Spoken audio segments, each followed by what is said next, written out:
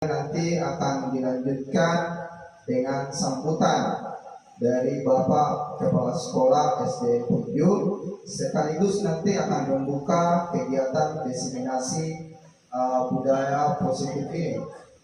Kemudian pembacaan doa, lalu pemaparan materi oleh rekan saya Ibu Masnawati SPD. Kemudian acara terakhir yakni acara penutup. Baik, kita masuk pada acara kita yang pertama, yakni sambutan dari Bapak Kepala Sekolah SD Negeri 7, yakni Bapak Arianto SPD. Kepadanya kami persilakan.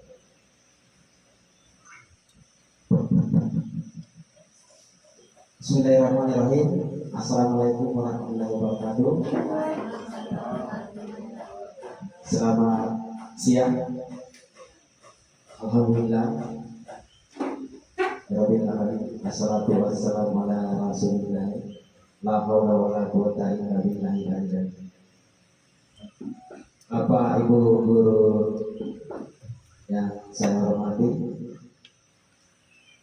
puji syukur senantiasa kita panjatkan kehadirat Allah Subhanahu wa taala, karena pada hari ini kita masih diberikan nikmat, kesempatan, kesehatan untuk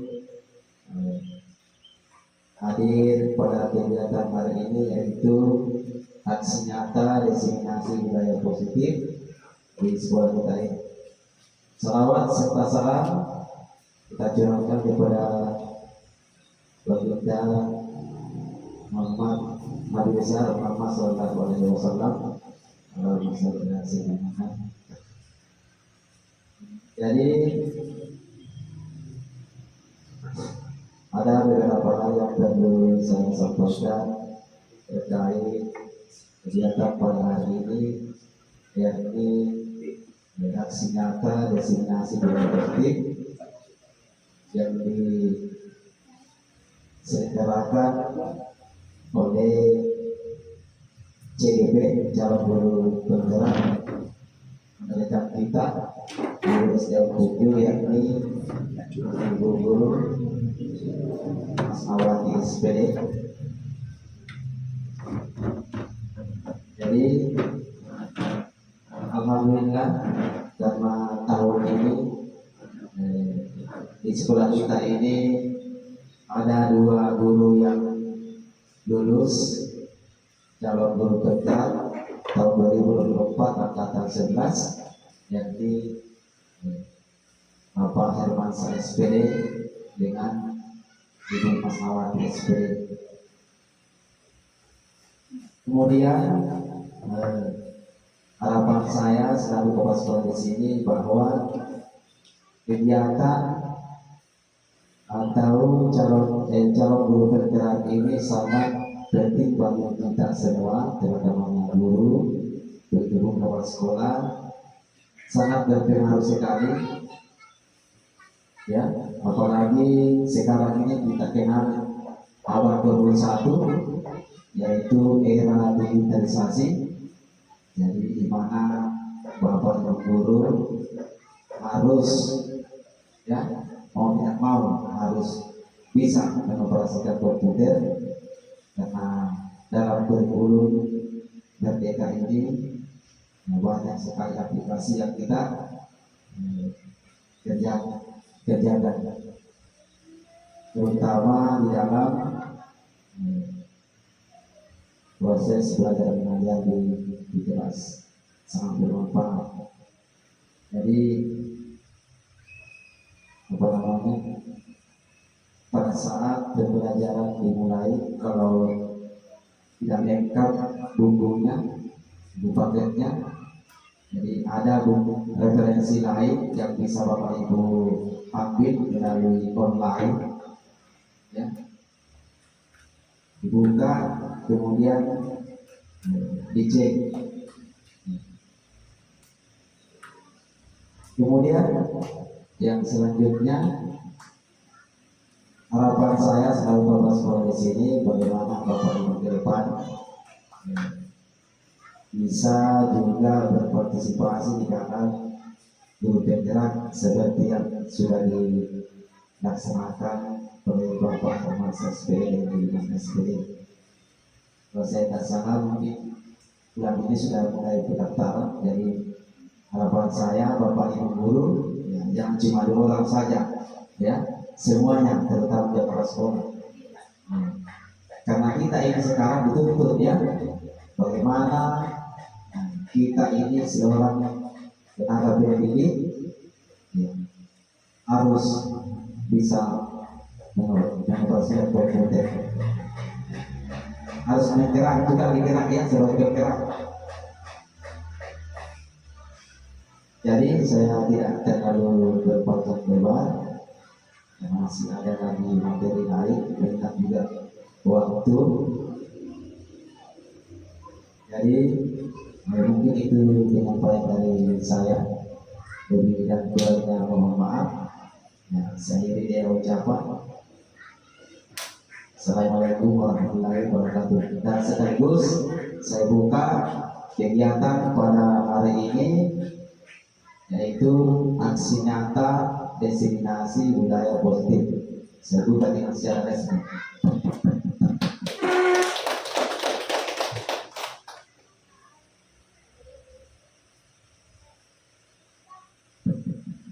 Baiklah, itulah tadi sambutan dari Bapak Kepala Sekolah SD Negeri Punjur sekaligus membuka acara kegiatan aksi nyata diseminasi budaya positif. Selanjutnya, mari kita sama-sama menundukkan kepala seraya berdoa kepada Tuhan Yang Maha Kuasa. Mudah-mudahan segala rangkaian kegiatan dan acara kita di kesempatan kali ini senantiasa mendapatkan berkah, rahmat dan karunia dari Allah Subhanahu wa taala. Izinkan saya memimpin doa ini dengan cara yang Islami, dan bagi saudara saya yang beragama di luar Islam menyesuaikan dengan agamanya sendiri. Bismillahirrahmanirrahim. Hamdan na'imin, hamdan syakirin, hamdan yu'afi ni'mah wa yukafi masidah. Ya Rabbana lakal hamd kama yanbaghi li jalali wajhika wa sultanika wa asmika. Allahumma salli ala sayyidina wa habibina wa maulana Muhammad wa ala alihi wa sahbihi wa barik wa sallam. Ya Allah, ya Rahman, ya Rahim. Hari ini kami berkumpul di tempat ini guna dalam rangka melaksanakan sebuah kegiatan aksi nyata diseminasi budaya positif. Mudah-mudahan segala rangkaian acara yang kami laksanakan Engkau senantiasa anugerahi rahmat karunia serta berkah di dalamnya, sehingga acara ini dapat menjadi sesuatu yang bermanfaat bagi kami, bagi murid kami, bagi sekolah kami, dan bagi nusa bangsa Indonesia. Ya Allah, kabulkanlah doa-doa kami dan terimalah ya Allah. Rabbana atina fid dunya hasanah wa fil akhirati hasanah wa qina adzabannar. Amin ya rabbal alamin. Acara selanjutnya yakni pemaparan aksi nyata diseminasi budaya positif yang akan disampaikan oleh rekan saya Ibu Masnawati SPD. Kepadanya kami persilakan.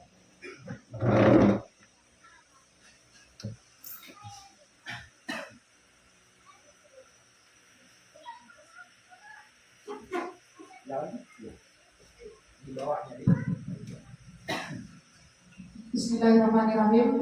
Assalamualaikum warahmatullahi wabarakatuh.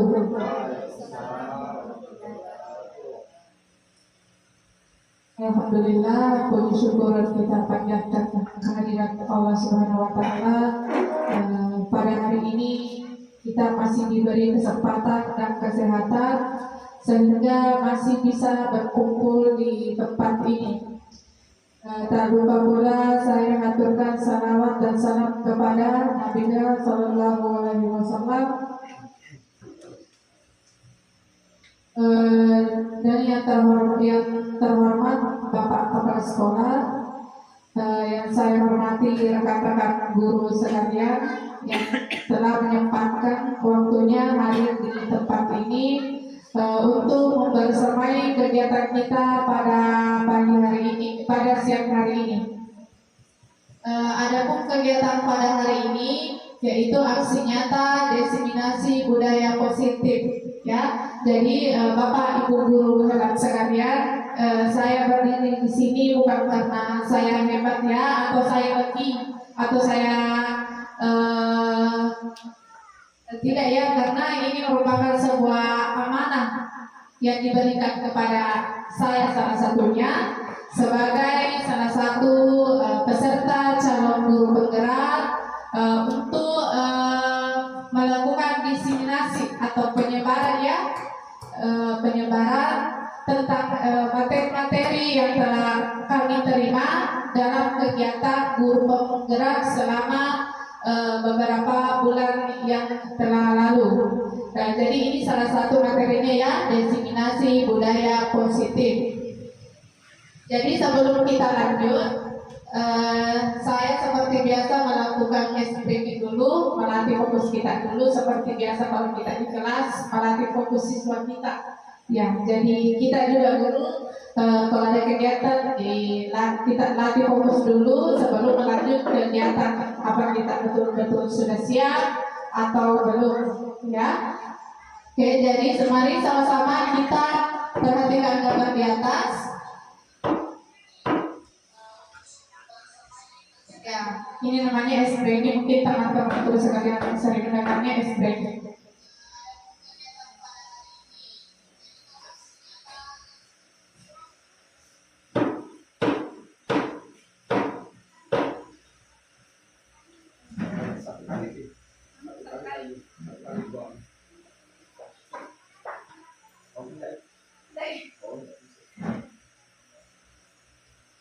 Mungkin bisa saja seperti ini ya, jelas kelihatan di atas, bisa dilihat jelas gambarnya. Oke, jadi Bapak Ibu guru, di sini SPG-nya melatih fokus kita ya. Yang ini saya tanyakan, ada berapa jumlah hewan pada gambar di atas? Ya, ada berapa jumlah hewan yang ada pada gambar di atas?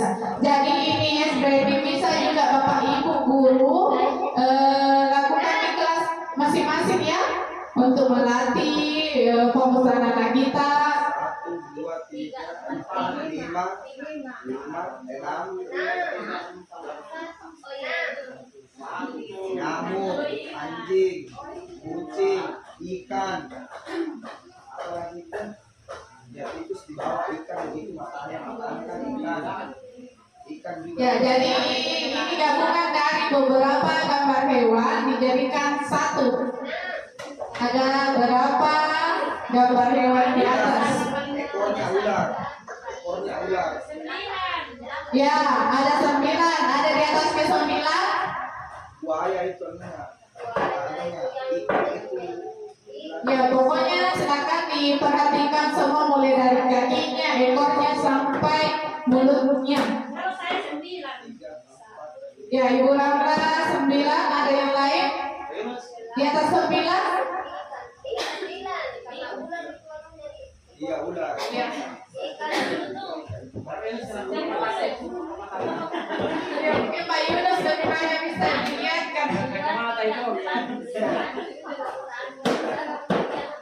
Ada yang levelnya 9? 10.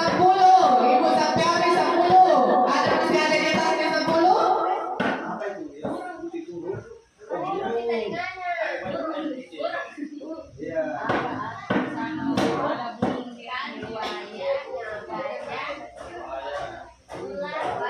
Sudah berapa? 10.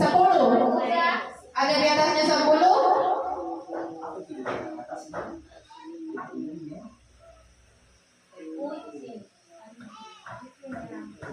Buaya itu belalainya. Oke, sudah? Coba, jadi yang paling banyak tadi 10, mungkin boleh Ibu sampai Ami ditunjukkan yang mana saja hewannya.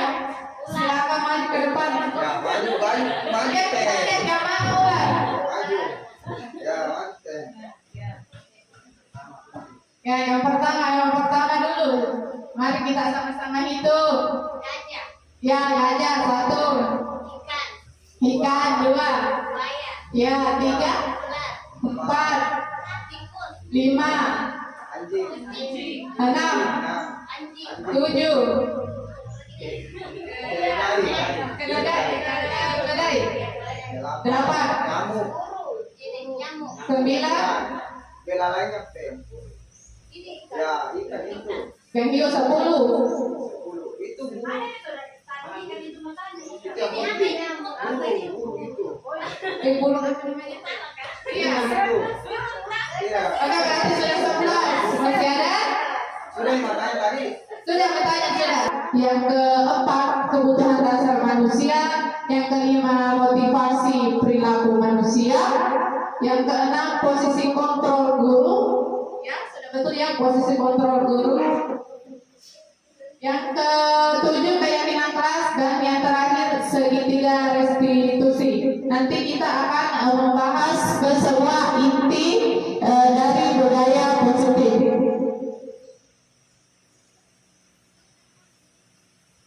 Oke, di sini ada diskusi pemantik. Silakan Bapak Ibu guru hewan sekalian, mari kita akan membaca sama-sama pertanyaan di atas. Cobalah buka, judulnya cobalah buka. Boleh dipejamkan mata sejenak. Silakan dipejamkan matanya. Nanti ikuti ilustrasi yang saya sampaikan. Ya, silakan dipejamkan matanya. Tangannya digenggam, dinaikkan. Ya, Tutup mata. ya ditutup mata. Iya, ditutup mata, fokus. Ya, silakan. Oke, Anda adalah A. Tugas Anda adalah mengepar salah satu tangan Anda. Coba Anda bayangkan bahwa Anda menyimpan sesuatu yang sangat berharga di dalam kepalan tangan Anda.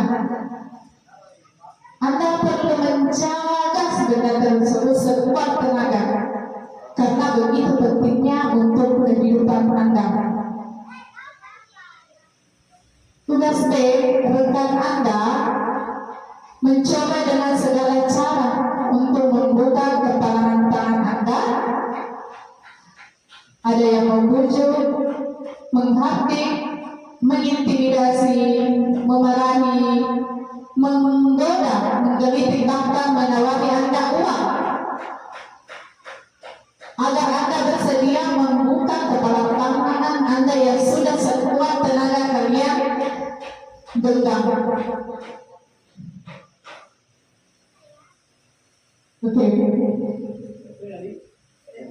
Oke, sudah? Sekarang silakan dijawab pertanyaan di atas. Yang pertama, apakah Anda akan membuka kepalan tangan atau menutup? Kalau kepalan tangan Anda buka, apa alasannya? Dan kepalan tangan Anda tetap tertutup, apa alasannya? Dari ilustrasi tadi. Oke. Boleh saya minta kepada Pak Rahim untuk memberikan tanggapannya tentang yang kita lakukan tadi.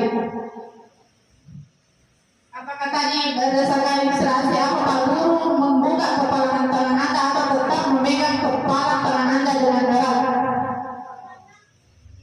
Memegang. Berarti yang ini Anda tetap menutup ya, tetap menutup, tidak membuka walaupun dengan bujukan, godaan, bahkan ditawarkan uang. Kenapa Pak Guru tidak membukanya padahal itu uang? Bisa diberi tanggapan kepada kami? Kita yaitu tentunya diri kita sendiri. Jadi bagaimana itu pentingnya sebuah kontrol diri.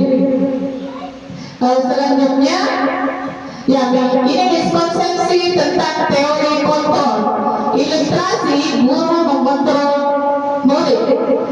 Jadi miskonsepsinya, jadi kita ini sebagai guru kita mengontrol murid.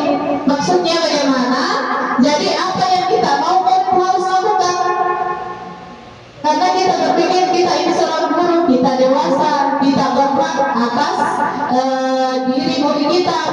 itu adalah persepsi yang salah. Walaupun sebagai kita, mungkin kita tidak boleh mengontrol murid seperti kakak di atas, seperti boneka. Jadi apa yang kita mau harus dilakukan oleh murid. Jadi tidak seperti itu ya, Bapak Ibu guru, tentang teori kontrol dari pengertian teori kontrol. Selanjutnya, ilusi bahwa semua pengetahuan positif, efektif dan bermanfaat. Kemudian ilusi bahwa kritik, ini ya, bahwa kritik dan membuat rasa bersalah mampu menguatkan karakter. Dan yang keempat, ilusi bahwa orang dewasa berhak memaksa. Dan seperti yang tadi saya katakan, kita sebagai guru dan tentunya kita sebagai orang dewasa berhak memaksa kehendak kita terhadap anak didik kita. Ya, jadi walaupun kita sebagai guru, kita tidak boleh memaksa kehendak kita terhadap siswa kita. Ya. Jadi untuk melaksanakan ini sebuah konsepsi yang biasa kita tanpa sadar dilakukan. Begitupun dengan diri saya. Saya mungkin pernah melakukan, tapi saya sekarang berproses.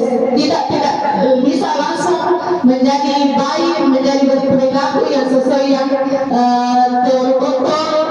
Pasti dalam diri kita namanya manusia biasa, punya emosi, tapi semuanya itu bertahap dan berproses. Tidak mungkin dalam waktu yang sebentar bisa langsung tiba-tiba menjadi baik, tiba-tiba kita menggunakan bahasa yang halus. Namanya juga manusia biasa, punya emosi. Tapi kita harus terus belajar, berproses sehingga bisa mengontrol diri kita. Nah, mengubah paradigma stimulus respon ke pendekatan teori kontrol. Apa maksudnya ini paradigma? Paradigma itu ada, biasa kita dengar paradigma, ada dari Bapak Ibu guru tahu apa itu paradigma? Paradigma itu adalah pandangan ya, pandangan cara pandang kita. Stimulus respon. Biasa kalau ada dikasih stimulus tiba-tiba langsung kita merespon. Misalnya dicubit atau apa langsung merespon. Sebenarnya kalau menurut pendekatan teori kontrol tidak seperti itu ya Bapak Ibu. Ini ada apa ya? Stimulus respon contohnya ada di sini dan apa yang menurut teori kontrol. Contohnya adalah stimulus respon, realitas atau kehidupan kita sama. Ini menurut stimulus respon. Menurut teori kontrol, realitas atau kehidupan kita berbeda. Ya, jadi kebutuhan dan realitas orang itu berbeda-beda, tidak ada yang sama. Selanjutnya, semua orang melihat hal yang sama menurut stimulus respon. Tapi sesungguhnya menurut teori kontrol, setiap orang memiliki gambaran yang berbeda. Ya, sepakat tidak Bapak Ibu? Kalau setiap orang memiliki gambaran berbeda atau sama? Sepakat atau tidak? Apakah kita memiliki pandangan sama semua? Nah, tentunya tidak. Kita memiliki, setiap orang pasti memiliki pandangan yang berbeda. Walaupun kita namanya saudara, kakak adik, pasti pandangannya berbeda. Tidak ada yang sama persis. Walaupun anak kembar yang identik sekalipun, pasti ada bedanya sedikit. Tidak mungkin sama persis. Kemudian kita mencoba mengubah menurut stimulus respon, kita mencoba mengubah orang agar berpandangan sama dengan kita. Sedangkan menurut teori kontrol, kita berusaha memahami pandangan orang lain tentang dunia. Jadi di sini Bapak Ibu guru, kita mengubah orang agar berpandangan sama dengan kita. Bisa tidak seperti itu? Tentunya tidak bisa, karena kita tidak bisa memaksa kehendak kita terhadap orang lain. Begitu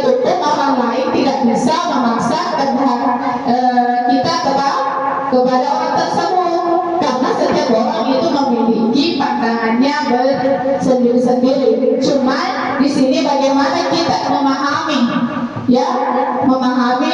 Oh, saya tidak boleh memaksakan kehendak saya pada orang tersebut, orang lain.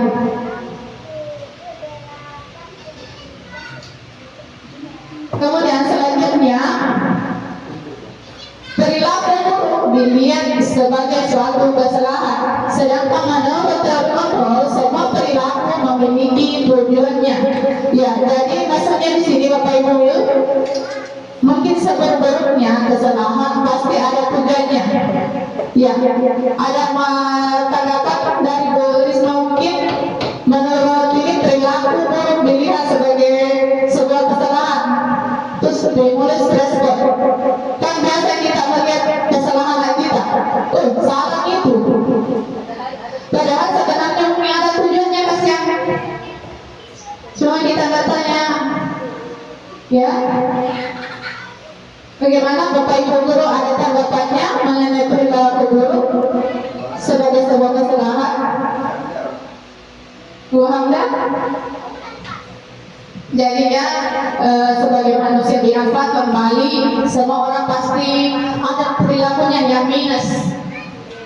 Artinya tidak semua yang orang lakukan baik dengan kata kita, begitu pun sebaliknya apa yang kita lakukan tidak semuanya baik di mata orang lain.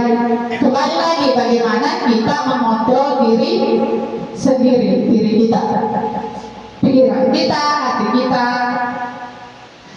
Kemudian selanjutnya, menurut stimulus respon, orang lain bisa mengontrol saya. Apakah bisa orang lain mengontrol saya? Nah, tidak bisa. Sedangkan menurut teori kontrol hanya Anda yang bisa mengontrol diri Anda, bukan orang lain. Kemudian selanjutnya pemaksaan ada pada saat wujudkan gagal. Menurut teori kontrol, kolaborasi dan konsensus menciptakan pilihan-pilihan yang baru. Kemudian selanjutnya, model berpikir menang kalah kalau menurut stimulus respon. Sedangkan menurut teori kontrol, model berpikirnya itu menang-menang. Seperti itu ya, Bapak Ibu. Oke, selanjutnya kita lanjut ke pembelajaran paradigma baru. Tadi saya sudah katakan apa itu paradigma. Ada yang masih ingat tadi? Ibu Nurlela mungkin? Ya, betul sekali Pak Yunus. Pandangan, cara pandang kita. Berarti pembelajaran dengan paradigma baru yaitu cara pandang kita mengenai suatu pembelajaran. Ya tentunya pembelajaran sekarang berbeda dengan pembelajaran yang dulu. Karena sekarang mau tidak mau ya Bapak Ibu, kita harus mengikuti perkembangan zaman. Mau tidak mau. Karena kalau kita tidak mengikuti seperti kemarin yang disampaikan oleh Pak Rito, kita akan ketinggalan. Karena akan maju terus. Walaupun dalam pembelajaran dengan paradigma baru merupakan pembelajaran yang dirancang berdasarkan prinsip pembelajaran berdiferensiasi, sehingga peserta didik belajar sesuai kebutuhannya berdasarkan tahap perkembangan sesuai teori psikologi modern untuk mewujudkan profil pelajar Pancasila. Mungkin Bapak Ibu sering mendengar profil pelajar Pancasila, sering juga kita nyanyikan. Ada 6 ya, profil pelajar Pancasila. Ada mulai dari beriman, bertakwa, berkebinekaan global, gotong royong, kreatif, bernalar kritis, mandiri.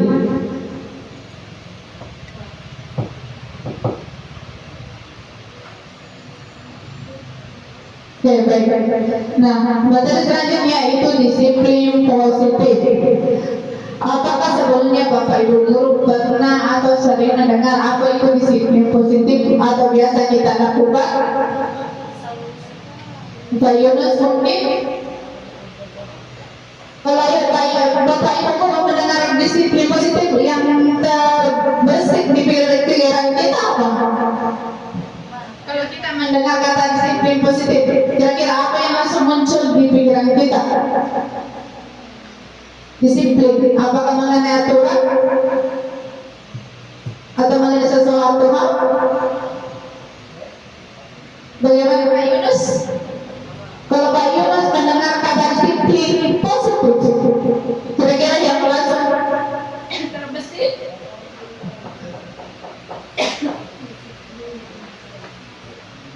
Ya, aturan. Ya. Betul ya Bapak Ibu Guru, kalau zaman dulu kalau kita dengar tentang disiplin yang terbesit dalam pikiran kita itu langsung aturan, peraturan yang harus dijalankan.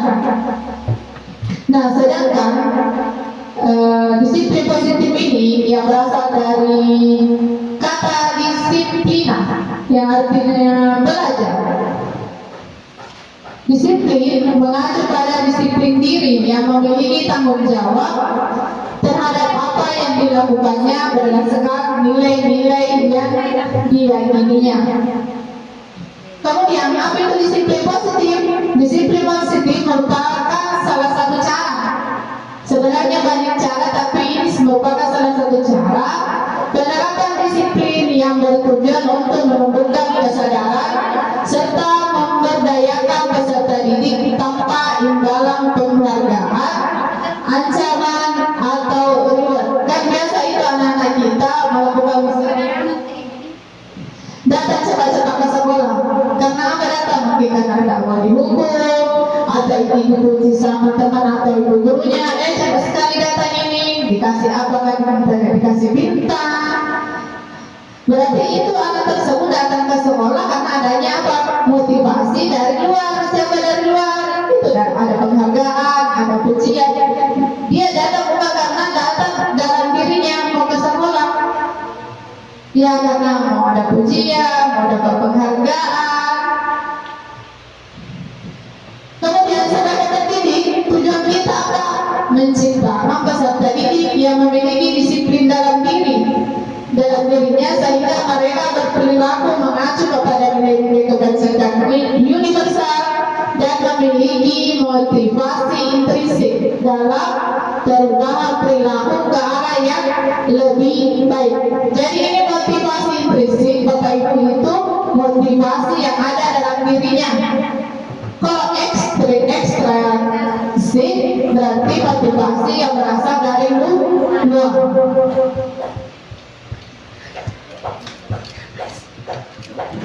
Nilai-nilai kebajikan yang disepakati bersama lepas dari suku, bangsa, agama, bahasa maupun latar belakangnya. Contoh nilai kebajikan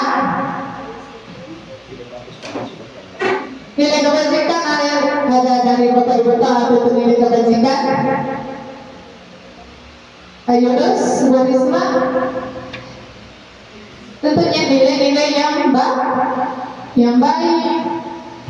Contohnya beriman, berakhlak, mandiri, bernalar kritis, berkebinekaan global, gotong royong, dan kreatif. Kemudian nilai kebajikan menurut ini Ibu Primary Years Program atau PAP. Nilai kebajikannya menurutnya itu toleransi. Tentunya ini menanamkan toleransi yang baik dalam diri anak didik kita. Rasa hormat. Nih, bagaimana kita menanamkan sekarang nilai-nilai kebajikan seperti rasa hormat, seperti bagaimana kita tahu sekarang ini lunturnya sopan santun, bagaimana itu anak-anak menghormati bapak ibu gurunya, menghormati orang yang lebih tua. Nah, ini tugas kita semua bersama bapak ibu, bukan cuma tugas saya sendiri. Jangan sampai bapak ibu, oh tugas saya ibu masna, so masih bagus disiplinnya karena guru penggerak. Tidak seperti itu ya bapak ibu. Jadi saya di sini sama Pak Herma itu sebagai amanah menyampaikan kepada bapak ibu guru ada hal seperti ini. Ya, jadi tugas ini tidak bisa hanya satu kolaborasi. Seperti kalau pada suatu pekerjaan, kalau kita kerjakan bersama-sama akan terasa lebih ringan. Kalau sendiri akan tentunya akan terasa lebih berat, ya.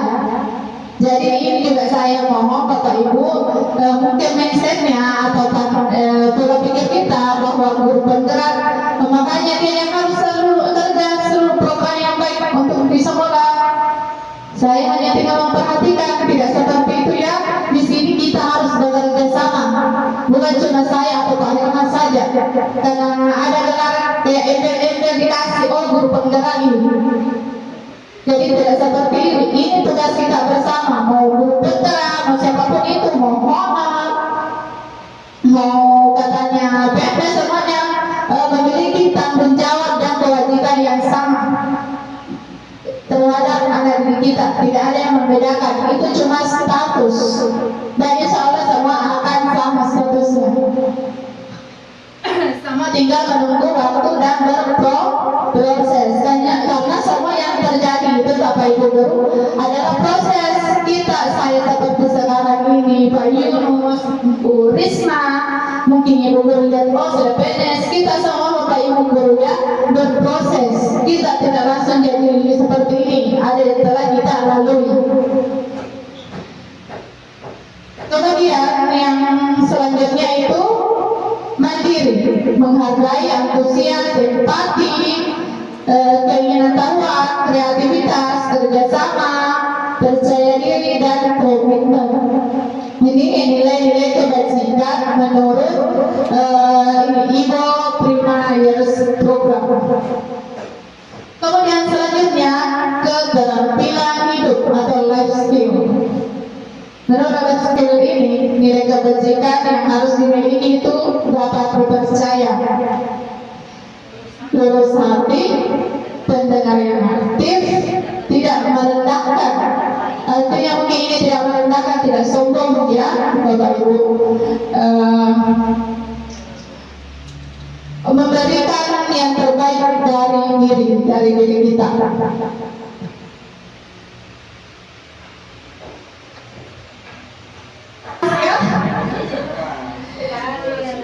Oke, semua manusia.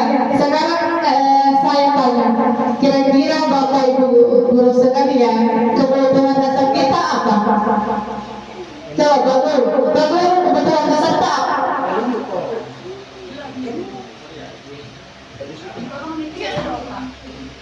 Oh ya, katanya Pak Guru, kebutuhan dasar dia adalah makan, minum, tempat tinggal. Ya, kalau Maisa atau kebutuhan dasar tak Maisa, kebutuhan dasar apa yang paling mendasar? Kalau Pak Guru tadi makan dan minum, tempat tinggal. Ke Ibu Maisa, kebutuhan dasar Ibu Maisa, bekerja untuk anak-anak dan butuh pendidikan. Oh iya, jadi menurut Bu Maisa itu intinya itu untuk bertahan hidup, seperti mencari penghasilan, ya itu semua untuk bertahan hidup. Kalau Ibu Lela, kebutuhan yang paling cantik, apa kebutuhan dasar tak? Kalau menurut saya ya sama tadi seperti pendapatnya Pak Rahim ya, itu yang pertama-tama makan dan minum, kebutuhan ekonomi, tempat tinggal dan lain-lain sebagainya. Terima kasih atas tanggapannya dari Ibu Nurlela. Aplaus dulu untuk Bapak dan Ibu gurunya dan sekalian. Jadi betul ya Bapak Ibu, kebutuhan dasar kita sebagai manusia yaitu butuh tempat tinggal, butuh makan minum, butuh pakaian. Ada tidak butuh pakaian? Apa juga yang paling penting? Butuh kasih sayang. Iya. Ada tidak yang tidak butuh kasih sayang? Saya nggak bisa menggunakan kasih sayang. Mungkin hidup bisa hidup, tapi hampa rasanya tanpa kasih sayang. Seperti juga anak-anak kita. Jadi kebutuhan dasar manusia adalah segala sesuatu yang dilakukan untuk mendapatkan kita lakukan memiliki tujuan tertentu, dan semua usaha yang terkait yang kita lakukan adalah dalam rangka agar kebutuhan dasar kita terpenuhi dengan baik. Ya, jadi ini Bapak Ibu guru hebat sekalian, ini adalah lingkaran kebutuhan dasar kita, mulai dari bertahan hidup, kebutuhan kita bertahan hidup mulai dari makanan, tempat tinggal, pakaian. Kebutuhan kedua yaitu diterima, disayangi atau kasih sayang. Kebutuhan dasar kita kasih sayang. Sepertinya semua orang, kalau orang membutuhkan kasih sayang, seintrovert apapun orang itu pasti butuh kasih sayang. Kemudian ada kesenangan, ada tidak yang tidak butuh ini? Ada yang tidak butuh senang? Memitra? Betul, ya butuh dong. Ya seperti anak kita juga butuh namanya kesenangan. Kemudian ada namanya bebas, ingin bebas, tapi tentu bebasnya di sini ada aturannya ya. Kemudian ada pemuasa, merasa ingin diakui, merasa ingin diterima. Seperti itu ya Bapak Ibu Guru. Jadi kebutuhan dasar manusia sebenarnya itu ada 5, bertahan hidup, kasih sayang, kebebasan, kesenangan, dan penguasa. Seperti ini.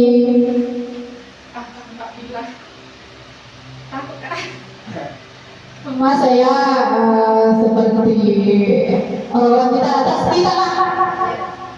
Penguasa.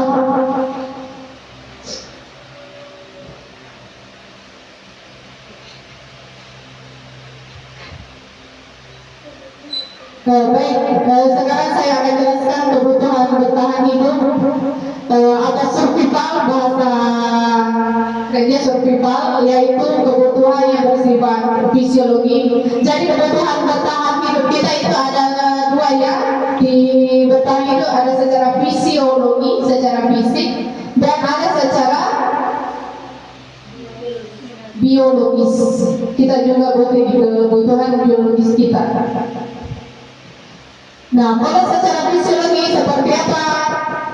Misalnya kesehatan, rumah, pakaian, dan makanan. Secara biologis tentunya kebutuhan akan perasaan yang aman. Kemudian selanjutnya kasih sayang dan rasa ingin diterima. Kebutuhan ini dan 3 kebutuhan berikutnya adalah kebutuhan psikologi, kebutuhan untuk disayangi dan diterima, meliputi kebutuhan akan hubungan dan koneksi sosial, kebutuhan untuk memberi dan menerima kasih sayang, dan kebutuhan untuk merasa menjadi bagian dari suatu kelompok. Tentunya kita sebagai makhluk sosial yang bersosialisasi, tentunya kita butuh ini. Bagaimana kita bisa diterima di dalam suatu kelompok.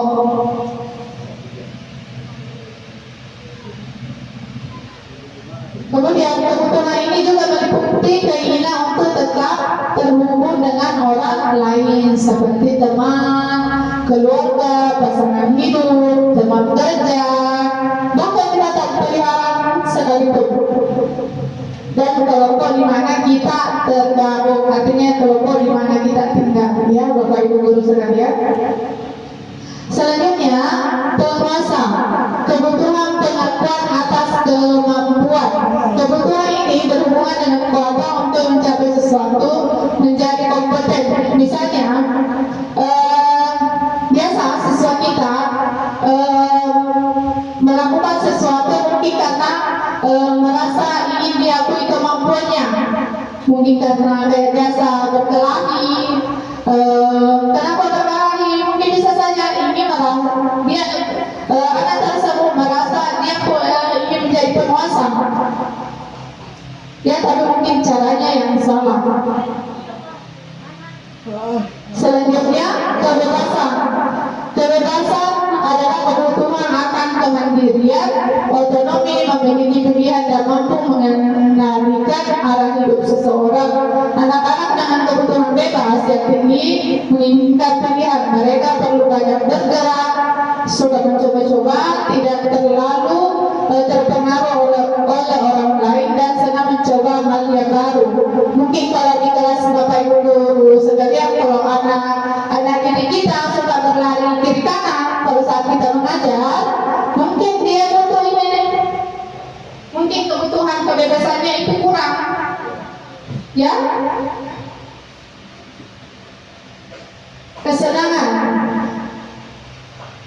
Kesenangan adalah kebutuhan dasar yang tinggi, biasanya ingin menikmati apa yang dilakukan. Misalnya contohnya seperti ini ya Bapak Ibu sekalian, biasa anak-anak itu di kelas suka mengganggu temannya. Biasa dia senang melihat temannya iya. Sebenarnya anak tersebut adalah yang kekurangan ini. Dia kesenangan, senang melihat temannya menangis, senang melihat temannya kalau diganggu-ganggu. Nah, dari kelima dasar kebutuhan dasar manusia, kira-kira kalau saya kasih ilustrasi seperti ini, ada anak di sekolah dia suka minta makanan temannya. Kira-kira kalau menurut Bapak Ibu guru sekalian, anak tersebut kebutuhan dasarnya apa yang kurang? Suka minta makanan temannya. Biasa ada suka minta makanan temannya. Kira-kira dia kebutuhan apa? Kalau dari kelima kebutuhan dasar manusia tadi. Apa Pak Guru? Coba cek. Ya. Kebutuhan dasar apa? Itu apa? Ya mungkin kebutuhan seperti ekonomi dan arahan dari orang tua buat teman-teman. Bisa? Iya. Karena orang tua biasanya jarang kalau mereka anak yang baik. Ya, walaupun dia dikasih 1.000 tapi dia minta yang 2.000, 5.000. Ya. Dari kelima tadi itu yang masuk di mana? Apakah jadi kesenangan, pemuasan, kebebasan, ingin bertahan hidup, atau kasih sayang? Kasih sayang. Kalau yang minta-minta makanannya temannya, Kalau kasih sayang itu kalau ada perhatiannya. Ya mungkin dari tadi mencari bersih itu kurang saya ya. ya. Coba boleh. Oke, kalau dari Bu Risma tadi, Menurut Bu Risma, kebutuhan anak tersebut kalau suka minta makanan temannya, dia harusnya kebutuhan apanya yang kurang? ya kenapa kesenangan?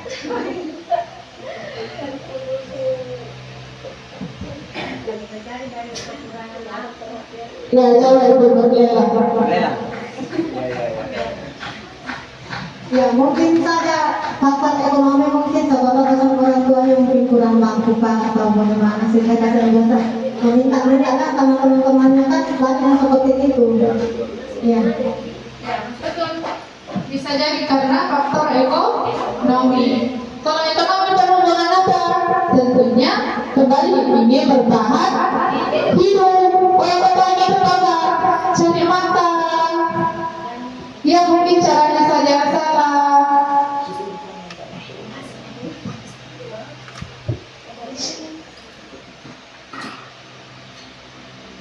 Baik Bapak Ibu guru sekalian, selanjutnya itu motivasi perilaku manusia. Seperti tadi yang saya sampaikan, motivasi dalam diri kita ada dua, ada motivasi ekstrinsik, ada motivasi intrinsik. Motivasi ekstrinsik itu dari luar. Kalau intrinsik motivasinya dari dalam diri kita.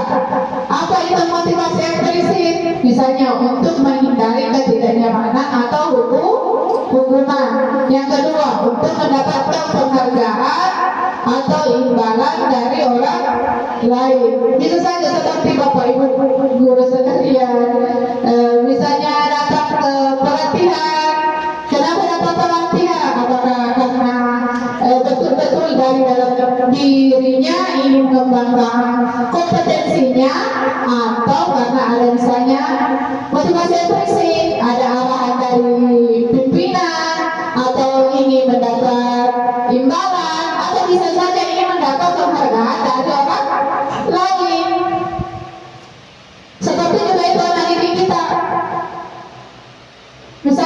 biasa anak-anak ada yang rajin sekali, tapi itu rajinnya entah apa. Apakah memang dia rajin atau hanya karena motivasi intrinsik ini, ingin dapat pujian dari bapak ibu gurunya, ingin diakui. Sedangkan kalau motivasi intrinsik dia itu yang betul-betul dalam diri kita, tanpa ada ingin mendapat imbalan, tanpa ada ingin mendapat tanpa ingin mendapat penghargaan. Seperti misalnya kita ini calon guru penggerak, teman-teman semua ikut calon guru penggerak, tentunya ada kan diminta apa motivasinya. Kalau saya sebelum saya belajar modul ini, ya tentu motivasi saya itu apa? Yang ini. Ya benar saja, saya juga mau dipuji sama kepala sekolahku, maka diakui sama teman-temanku. Ya bagus tahu. Coba hebat. Tapi setelah mempelajari berbagai macam materi, alhamdulillah mendapat arahan. Ternyata ini sebenarnya ingin mengembangkan kompetensi dalam diri kita, bagaimana kita cara mengerjakan, bagaimana bersosialisasi, bagaimana mengontrol diri, semua diajarkan, bagaimana mengatur emosi, semua diajarkan. Entah ada penghargaannya nanti, entah ada sesuatu itu menurut kita belakangan lah. Yang penting kami ini sekarang ingin betul-betul bagaimana mengembangkan kompetensi diri kami dan bisa diimplementasikan kepada teman-teman sekalian. Karena saat ini mungkin posisinya sama saya sama Pak Herma, mungkin selanjutnya Bapak Ibu guru yang lain bisa ikut juga dalam program CDP ini. Nah, Bapak Ibu guru sekalian, ini juga tidak kalah pentingnya, yaitu hukuman, konsekuensi, restitusi. Kalau hukuman sering kita dengar, apa itu hukuman? Apa hukuman? Bapak Ibu guru semuanya pernah memberi siswanya hukuman? Pernah atau tidak? Pernah. Jadi apa itu hukuman? Apa hukuman? Apakah hukuman adalah sanksi? Kalau konsekuensi apa? Sanksi. Tapi ini identitas dagang itu hukuman, dan suksesnya itu konsekuensi, restitusi. Nah sekarang hukuman sering kita memberikan hukuman. Jadi itu hukuman yang Bapak Ibu guru beda dari konsekuensi ya. Kalau konsekuensi biasanya itu sudah ada aturannya. Konsekuensi yang diberikan anak-anak yang melanggar aturan harus sesuai. Misalnya kalau kita mungkin nanti bikin aturan misalnya tidak pakai atribut satu cara, kira-kira apa konsekuensinya yang sesuai dengan pelanggarannya. Kan biasa kita berikan itu misalnya langsung pergi cuci WC atau buang sampah, kan biasa seperti itu. Nah itu bedanya hukuman. Biasa hukuman itu bersifat lebih ke fisik, dan biasa mungkin anak-anak itu trauma, bisa saja trauma. Nah kalau konsekuensi ini dia harus sebuah sudah ada aturan yang ditetapkan, tapi ketika anak tersebut melanggar harus menjalankan sebuah konsekuensi. Jadi itu ya Bapak Ibu guru, perbedaannya hukuman dan konsekuensi. Kalau restitusi, apa itu restitusi? Restitusi di sini Bapak Ibu guru, bagaimana cara kita mencarikan solusi terhadap sebuah permasalahan yang dihadapi oleh anak didik kita.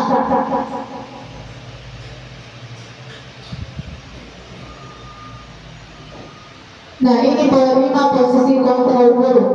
Ada pemukul, ada teman membuat rasa bersalah, pemantau dan manajerial. Kira-kira di 5 posisi kontrol kita ini yang mana biasa Bapak Ibu guru lakukan? Apakah sebagai pemukul, atau sebagai teman membuat rasa bersalah, sebagai pemantau atau sebagai manajerial.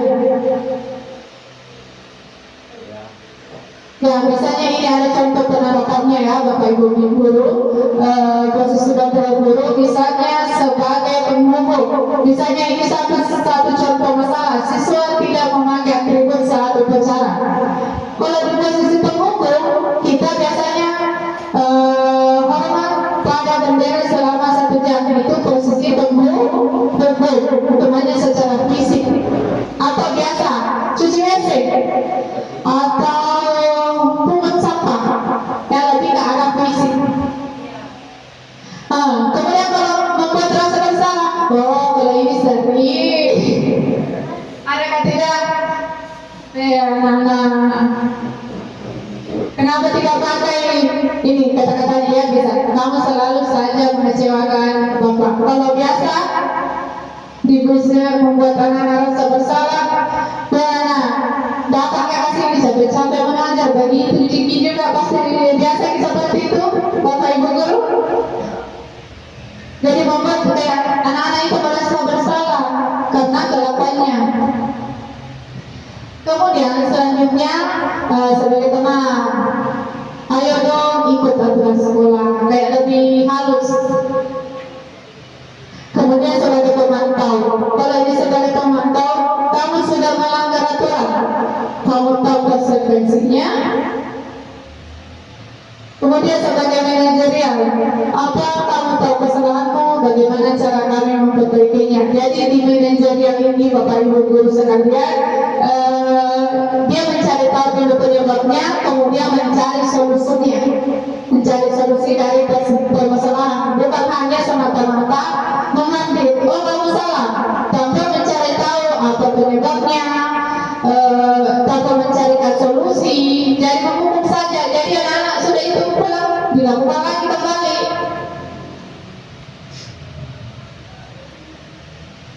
Nah, dari posisi 5 kontrol tadi, sekarang saya ingin membagikan stick note. Silakan Bapak Ibu guru menulis kira-kira Bapak Ibu guru telah berada di posisi kontrol yang mana tadi? Maaf, dari kelima. Ya, dari kelima. Silakan dipilih kira-kira Bapak Ibu sekalian berada di posisi kontrol yang mana?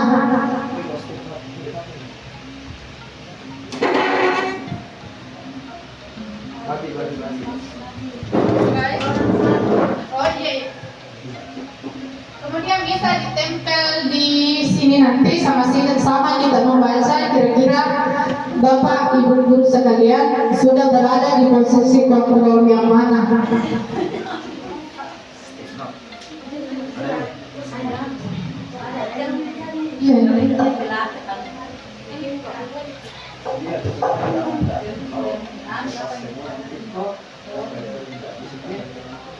Ya, silakan Bapak guru ditulis saja. Oh, saya masih di posisi penghubung. Oh, saya masih di posisi sebagai teman. Kalau biasa kita dekat sama teman siswa kita, atau kita berada di posisi manajerial. Kalau di posisi manajerial, Bapak Ibu sekalian, di situ tidak hanya untuk di situ mencari solusinya. Tidak hanya mengamati permasalahan saja, tapi mencari solusi atas kesalahan atau permasalahan anak tersebut. Ya bisa lebih dari satu. Bisa lebih dari satu. Contohnya, apakah Bapak Ibu guru masih di posisi penghubung, apakah di posisi sebagai teman, atau membuat siswa merasa bersalah, atau sebagai pemantau, atau sebagai manajerial. Saya sendiri, Bapak Ibu guru, saya masih di proses, masih belajar. Kadang saya masih terhubung, kadang masih membuat rasa bersalah, masih seperti itu. Jadi saya masih berproses. Belum bisa juga langsung baik sekalipun. Jadi tidak ada yang salah ya Bapak Ibu Guru. Tidak apa-apa kalau kita masih selalu penghubung, silakan ditulis. Boleh lebih atau bahkan kalimat-kalimatnya kalau Bapak Ibu Guru merasa bisa.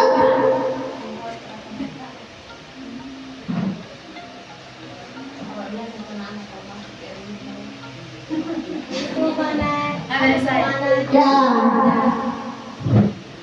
ada posisi penghubung dan pembuat rasa bersalah.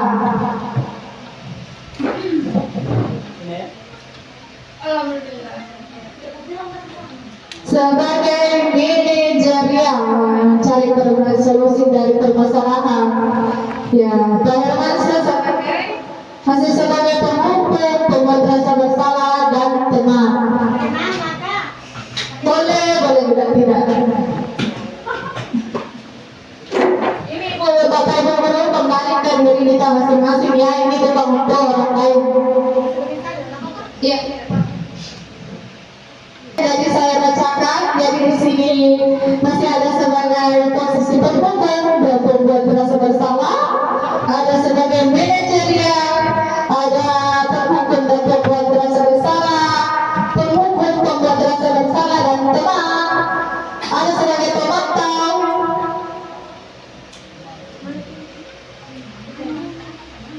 Ya, ini juga sebagai posisi penghubung dan sebagai teman. Jadi Bapak Ibu Guru, ini semua posisi tidak ada yang sama ya, tapi bagaimana kedepannya kita memperbaiki sehingga dapat semuanya berada di posisi yang paling ideal. Kalau paling ideal itu di sini ya. Jadi kita mengatasi juga permasalahan anak, kita mencarikan solusi. Misalnya kalau anak tersebut sering terlambat, kita cari dulu kenapa sering terlambat, jangan sampai ada apa-apa di rumah jadi terlambat. Jangan langsung kita menunggu, kecuali kalau setiap hari terlambat, mungkin bisa dikomunikasikan juga sama kedua orang tuanya. Kenapa anak tersebut sering terlambat? Jadi kita mencarikan solusinya. Jadi Bapak Ibu Guru sekalian,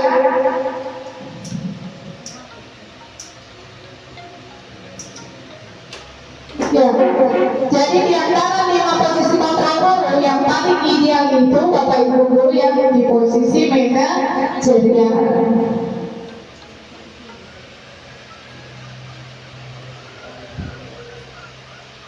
Nah, mengapa keyakinan kelas, mengapa bukan peraturan kelas? Nah, sekarang di sering semua sekolah ya berlomba-lomba membuat sebuah keyakinan kelas. Kenapa membuat peraturan kelas? Apa bedanya keyakinan sama peraturan? Bapak Ibu sekalian, kalau dari derajat kira-kira yang mana tinggi derajatnya keyakinan atau sebuah peraturan? Contohnya seperti ini, sebuah peraturan atau sebuah keyakinan. Sebagai umat muslim, maaf ya Pak Yunus, saya contoh sebagai umat muslim, kan ada kewajiban kita sholat. Apakah kewajiban kita sholat itu tertulis? Tertulis atau tidak? Saya tanya, apakah ada kewajiban kita? Kewajiban sholat, apakah itu tertulis? Apa keyakinan kita? Ya, karena kita yakini sebagai umat muslim kita harus sholat. Karena waktu saya lanjut ya Bapak Ibu Guru, apa itu segitiga restitusi? Jadi tadi sebagaimana saya katakan, segitiga restitusi adalah proses dialog yang dilakukan murid dengan murid agar dapat menghasilkan murid yang bertanggung jawab dan mandiri. Seperti kalau ada permasalahan, contohnya kemarin saya ambil itu yang ada menggambar, mungkin Bapak Ibu semua lihat gambarnya. Mungkin sebaiknya itu anak tersebut kita ada diskusi, kenapa bisa muncul gambar seperti itu. Kemudian kita cari solusinya, mungkin ada pernah dilihat atau apa entah apa. Makanya kita perlunya yang namanya dialog, jangan langsung kita judge atau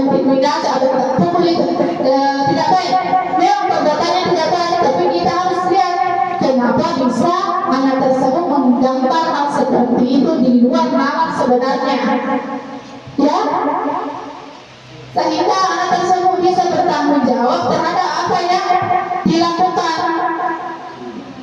Jadi jangan dihukum.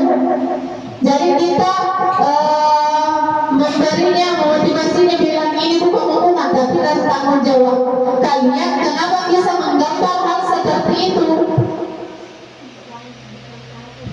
Nah, sebagai caranya tahapannya kita melakukan dulu apa? Ini menstabilkan dulu identitasnya. Bisa kita tanya kenapa bisa menggambar, walaupun itu salah, semua orang punya kesalahan. Dibaik-baiki dulu secara kasari, kemudian kita validasi tindakannya bahwa tindakan tersebut tidak baik. Kemudian kita melihat apa sebenarnya yang diyakini anak tersebut. Jadi saya langsung saja, ini adalah salah satu contoh Bapak Ibu Guru, mungkin bisa kita lihat bersama contoh penerapan segitiga restitusi dari teman saudara kita Ibu Guru.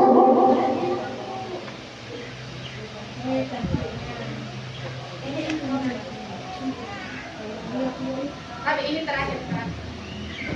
Ini sebagai contoh Bapak Ibu Guru bagaimana menerapkan segitiga restitusi. Kembali dengan saya Delian Aryani, CGP Angkatan 6 yang berasal dari Kabupaten Sukabumi dalam demonstrasi kontekstual modul 1.4.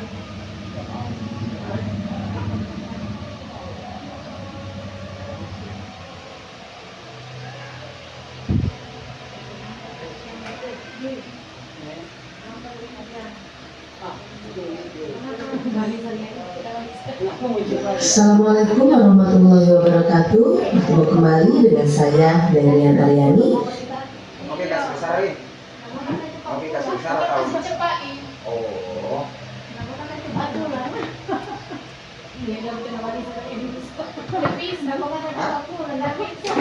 CGP Angkatan 6 yang berasal dari Kabupaten Sukabumi dalam demonstrasi kontekstual modul 1.4 budaya positif.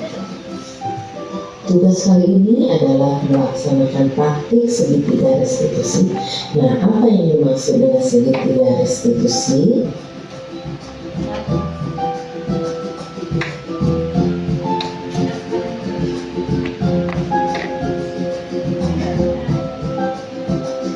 Tahapan segitiga restitusi terdiri dari menstabilkan identitas, validasi tindakan yang salah, serta menanyakan keyakinan. Berikut adalah praktik menyelesaikan masalah dengan segitiga restitusi. Selamat menyaksikan. Sudah selesai mas piketnya? Sedikit lagi. Semua yang buat piket hari ini sudah piket belum? Oh iya. Contohnya ya ini Bapak Ibu ilustrasi kasus satu. Jadi anak melakukan piket, tapi ada satu orang tidak melaksanakan, kemudian dipanggil sampai hukumnya, kemudian dilakukanlah segitiga restitusi mulai dari menstabilkan identitas. Jadwal pikir kapan? Hari ini, tapi dia tidak pikir. Tapi tidak apa-apa. Semua orang pernah salah, pernah lupa. Yang penting kita mau apa? Memperbaikinya. Nah, dia pasti punya alasan melakukannya kan? Dia kenapa tadi tidak pikir? Terlambat di sekolah. Karena apa? Oh, jadi bangunnya tadi gimana? Oh, bangunnya kesiangan, jadi dia terlambat ke sekolah. Ibu tidak menyalahkan dia, tapi kita harus mencari solusinya ya. Baik, dia tahu tentang keyakinan kasih dan bertanggung jawab ya dalam melaksanakan tugas. Dia meyakini keyakinan kasih tak? Yakin. Dia mau memperbaikinya? Bagaimana cara dia memperbaikinya? Mengurangi main HP ya. Jangan sampai terlalu. Nah, itu setuju dengan dia bahwa main HP itu harus dibatasi ya. Karena main HP terlalu lama bisa menyebabkan apa? Mata, sakit mata, apalagi pusing, betul ya. Main HP terlalu banyak bisa menyebabkan gangguan pada mata kita ya. Ya caranya tadi pusing juga. Nah ada lagi, yaitu kalau kita terlalu banyak main HP, misalkan sampai tidurnya terlalu malam, bisa menyebabkan kita dan bisa menyebabkan kita bangun apa? Lebih siang, sehingga kita akan terlambat ke sekolah. Kalau terlambat ke sekolah, di saat kita harus melaksanakan piket, kita jadi tidak melaksanakan piket. Nah, anak yang piket harus lebih apa? Lebih pagi ketika datang ke sekolahnya ya. Oke. Apa Lydia mau begitu? Mau. Apa Lydia akan begitu? Betul? Luar biasa. Ya. Oke, Lydia ingin jadi orang seperti apa? Iya, bagus. Lydia ingin menjadi orang yang sukses dan bertanggung jawab. Bagaimana caranya supaya Lydia jadi orang yang sukses dan bertanggung jawab? Belajar di sini. Oke, belajar di sini. Kalau bertanggung jawab, contohnya apa sih? Melaksanakan tugas. Salah satu tugas diantaranya adalah melaksanakan piket. Oke, siap yakin untuk memperbaikinya? Siap. Mulai hari ini kan ya? Oke, ini yakin Lydia bisa memperbaikinya karena ini yakin sekali Lydia adalah anak yang soleh, anak yang baik. Ya, semangat. Terima kasih Lydia, silakan. Ya, Bapak Guru sederhana. Jadi ini salah satu contoh kenapa penerapan segitiga restitusi mulai dari menstabilkan identitas, kita mengvalidasi apa tindakan yang salah, kemudian kita mencarikan solusi atas permasalahan tersebut. Tapi ingat ya Bapak Ibu Guru, apakah semua masalah bisa diselesaikan dengan restitusi? Jawabannya tentu tidak, karena anak-anak tentunya juga harus kita beritahu yang namanya sebuah konsekuensi. Jadi kita perhatikan misalnya kalau suatu masalah sudah diberikan restitusi ternyata masih tertular, kita kembali ke 5 kebutuhan dasar anak tersebut. Kira-kira jangan sampai dari kelima kebutuhan dasar ada yang salah satunya yang tidak terpenuhi. Jadi begitu ya Bapak Ibu, jangan sampai kita pikir oh ada masalah langsung segitiga restitusi langsung selesai, tidak ya. Ini salah satu cara yang bisa kita gunakan. Ada alternatif lain karena biar bagaimana anak-anak juga harus tetap tahu yang namanya sebuah konsekuensi dari sebuah peraturan yang dilanggar. Jadi demikian Bapak Ibu Guru sekalian paparan saya mengenai materi budaya positif pada hari ini. Terima kasih, semoga bermanfaat bagi kita semua, khususnya buat diri saya pribadi, dan sebuah bahasa yang biasa disampaikan oleh guru kita bahwa jangan lihat siapa yang menyampaikan, tapi lihatlah apa yang disampaikan. Semoga apa yang berguna bagi kita semua. Saya akhiri dengan ucapan Assalamualaikum warahmatullahi wabarakatuh. Saya kembalikan ke